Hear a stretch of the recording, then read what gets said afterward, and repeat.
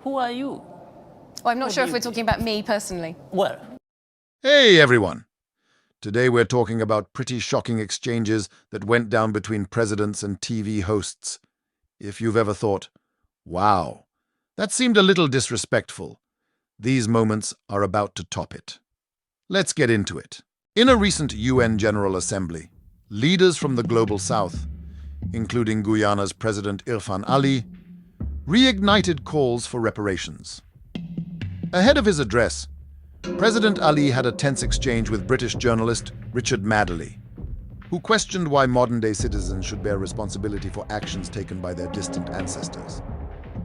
Madeley's question centered on why people today should apologize or pay for what happened centuries ago. OK, let me ask you a question, Mr. President, on behalf of all of our viewers who would be covered by this. Why should somebody who maybe had an ancestor 7 or 8 generations ago, long before they were a twinkle in their great-great-great-great-grandparents' eye, why should they have to pay now for what an ancient ancestor did? Or why should they apologise for what an ancestor did centuries ago? Why do they still carry that burden? Oh, it's not a burden at all. You are one of the beneficiaries of that slave trade. So this is not a burden. You should be concerned and you should pay because you today are still benefiting from the greatest indignity to a human being, and that is the slave trade. So put a figure on it, please, because it always comes down to the bottom line. How much should an individual taxpayer in a country like the UK be signing a cheque to a country like yours, Ghana? Well, it's easy to calculate. We can use the time value of money. You can look at the period of slavery and the contribution well, not the contribution, the extraction of wealth from countries like ours and how it was utilized to build your society, build your country, create wealth in your country, and then add the time value of money, and you will get the value. There's a lot of research paper on this. A lot of universities would have done paper on this. There's enough literature to tell us what that value is. But how far back, though, do we have to go on this? Because you make the point, we're talking exclusively here about Western imperialistic slavery, to summarise it. But almost every civilization on the planet owes its existence and its prosperity almost always to crimes in the past, be they aggressive wars, be they different forms of slavery involving different movements of population. You can go right back to the Greeks and the Romans. Why just target one particular era in history? Some would say that's the arguments of political convenience. I think you're doing a great injustice to compare slavery with any other of the historical facts that you're mentioning. I was including other forms of slavery. No, but I was including other examples of slavery as well. To the indignity that slavery brought to people. That is the first thing. OK, Mr. President, you make that clear very briefly now, because we're over time here, and I know you've got to go and we've got to move on as well. But very briefly, coming back to where we came in, one of the points you're going to be making today is about our royal family. And you feel that it's not just about the finances involved here in terms of reparations for slavery, it's about the gestures. And you think that the British royal family should make a big gesture, don't you? What do you mean? Hand over a palace to your country? Well, no, we don't want the British to hand over a palace that we built. You know, if you go into many of the palaces in Britain, you will see the lovely green heartwood from Guyana. You will see the sweat, tears, and blood of the slaves who were exploited. So what do you want? And the revenue that was earned from their exploitation. So we're not asking for a palace. We're asking for justice and a fair form of justice to the ancestors and to the greatest injustice that has ever been done to human beings. We look forward to We're not asking for palaces. No. You can enjoy the palace, and when we visit you, we'll also enjoy it. Mr. President, we really look forward to your speech later on today to the UN. I'm sure there'll be much coughing and shuffling of feet, because when it comes to getting people to put their hands in their back pockets, you've got a mountain to climb. But you make some very interesting arguments. Thank you for your time. Thanks for the preview. We appreciate it. Right from the start, Madeley's tone is off. It's almost like he's scolding President Ali, as if the president of Guyana is some kid getting called into the principal's office. And look, this is no ordinary person he's talking to. It's the elected leader of a sovereign nation. Ali responds with calm and conviction, explaining that Western countries like Britain's were built on exploitation, leaving countries like Guyana disadvantaged. He does it in a smart, respectful manner, but Mottley's response? It's like he's not even listening. Things further escalated when Mottley mentions the British royal family and reparations. He scoffs and asks if Ali expects Britain to hand over a palace to make up for the past. Like, come on, talk about condescending. Ali, meanwhile, keeps his cool, clarifying that it's not about palaces or token gestures. It's about economic justice. He's here making a serious point, but Mottley treats him like he's making some outlandish demand. And here's what's even more frustrating. Would Mottley ever talk to a leader from the West this way? Could you imagine him speaking to, say, Macron or Trudeau with the same attitude? The way he's handling this interview feels like a huge double standard, as if Ali's position and the issue he's raising aren't even worth basic respect. Honestly, it's a major display of arrogance. Mottley's tone highlights a much bigger problem. A bias that seems to surface whenever Western media interviews leaders from the global South. Instead of showing respect, he jumps straight into this patronizing approach, brushing off Ali's argument as if it's just another cultural debate instead of a call for economic fairness. This wasn't just an uncomfortable interview. It was a blatant display of disrespect, a show of arrogance. President Ali's calm response only underscored how out of place Mottley's tone really was. If you thought that exchange was arrogant and disrespectful, brace yourself. Watch as Rwanda's President Kagame squares off against an EU interviewer with a sharp, condescending tone who does not hold back. Does she cross the line? Let's get into it. For example, there was Let me Amnesty say International something. wrote a report in the lead up to the 2017 I think election that talks about opposition politicians, journalists, human rights defenders being jailed, physically attacked, even killed, I think you're interested in forced just into exile or asking silenced. So I'm just too many- interested in I think you're your interested in idea of that assessment of your raising country. your views to the audience so that you influence them by what Well, you're the European asking. Why Union don't sees you itself very listen much to the as an answers? exporter of human rights and a defender of human rights. Why So can't you let me answer them? I'm very interested in Otherwise, your answer. you are going to ask and then answer yourself I'm very at the interested same in time. your answer. I'm giving you some context No, on but why I'm asking. You're asking and giving answer at the same time. So Please tell me, what do you make of this assessment?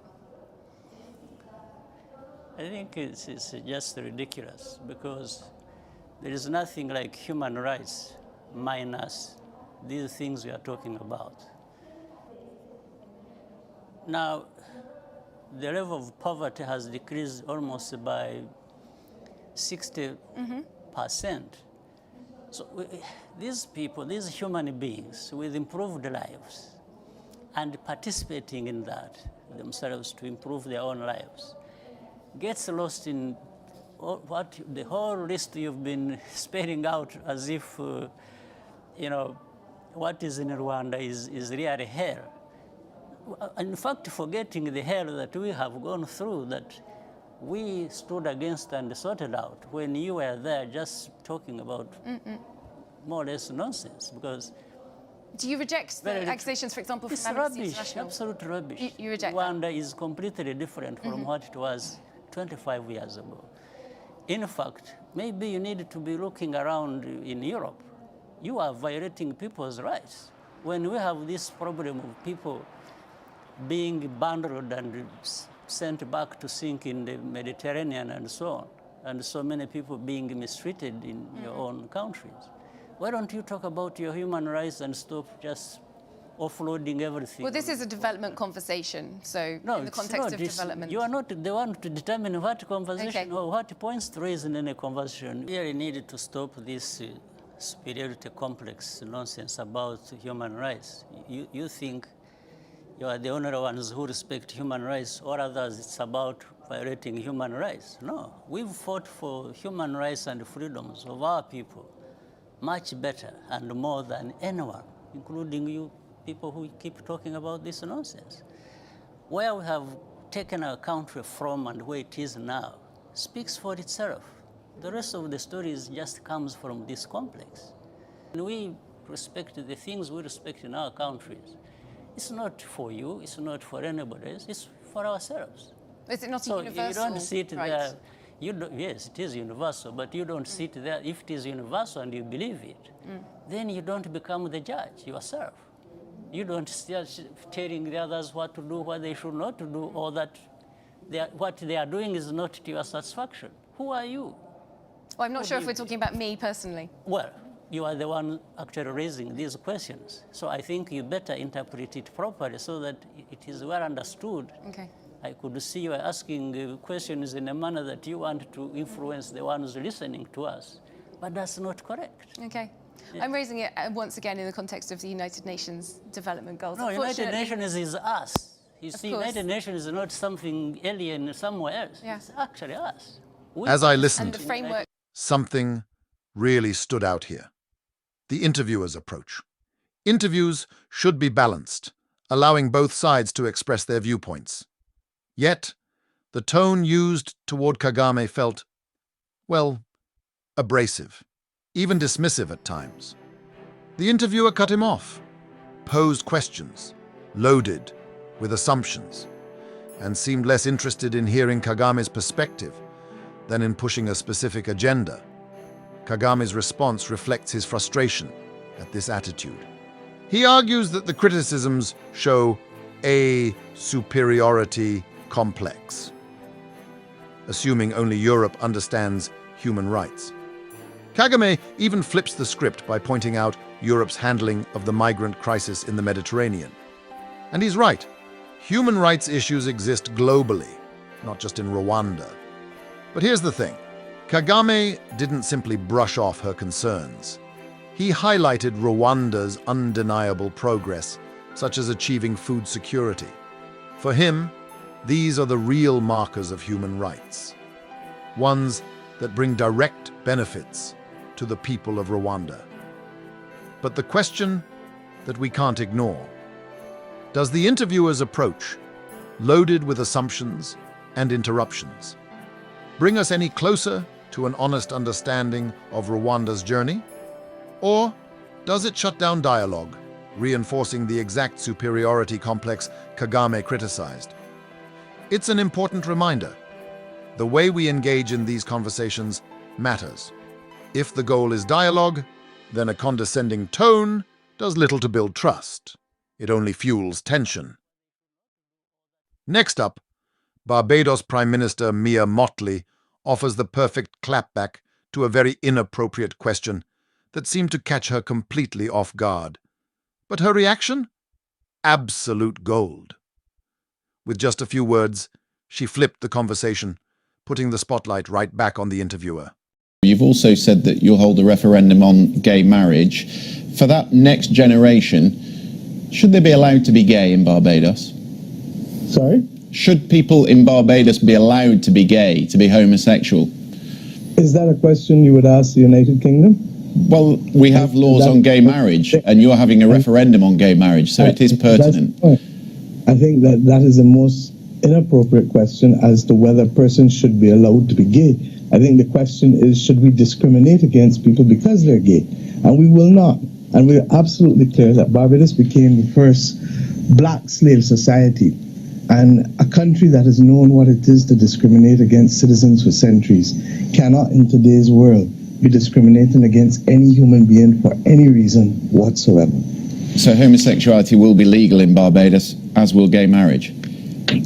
I said that a country that discriminates against people will not do it, that has discriminated against people in the past. But what is more, the government is resolute that marriage is a function of the church, and to that extent, a referendum will be held to allow all parties to determine whether they will speak on the church or not, on the marriage or not.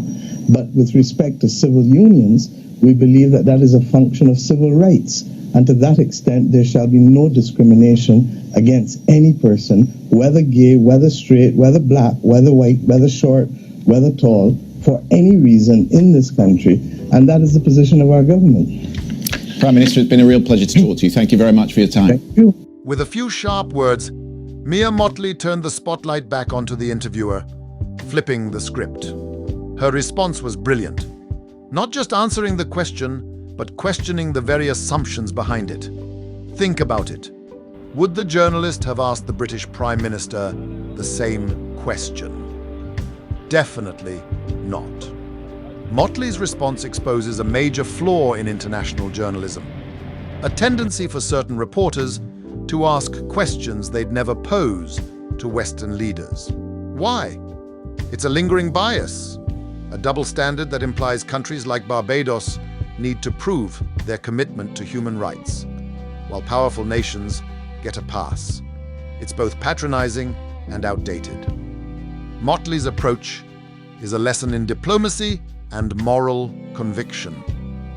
Instead of getting caught in a loaded question, she raises the conversation to a universal principle of dignity. She subtly unveils the biases within international media, reminding viewers to stay alert to these double standards. Motley doesn't just respond. She educates the interviewer and the audience alike.